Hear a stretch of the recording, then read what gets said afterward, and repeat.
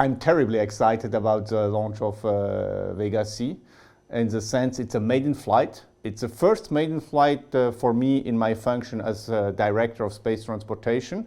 This brings pressure. I experienced already a bit of pressure with the launch of James Webb Space Telescope on Ariane 5 last Christmas.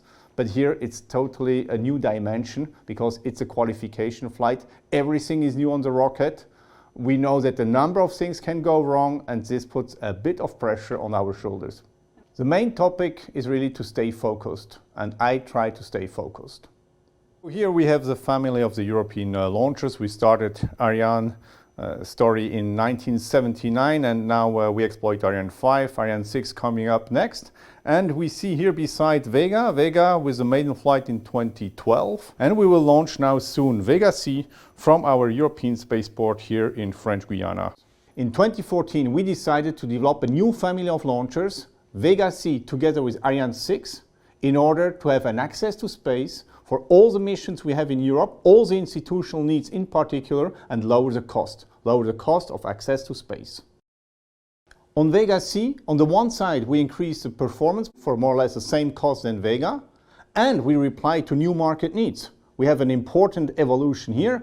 We have the need to launch more satellites, more smaller satellites. This is why we also double the volume under the fairing, the space in which we can pack the satellites, and all these are competitive advantage for Europe on the space scene.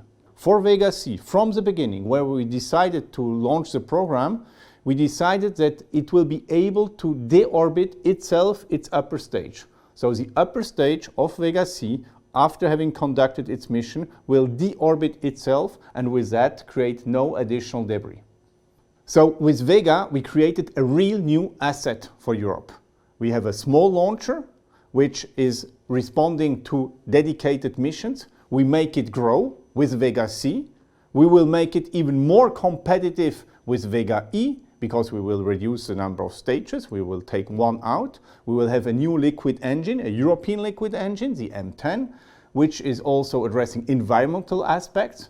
And with all that, coupled with Space Rider, which will be the first European operational capability fully reusable to come down to Earth, be refurbished and start again into space, we have a portfolio of products which really strengthens Europe in space.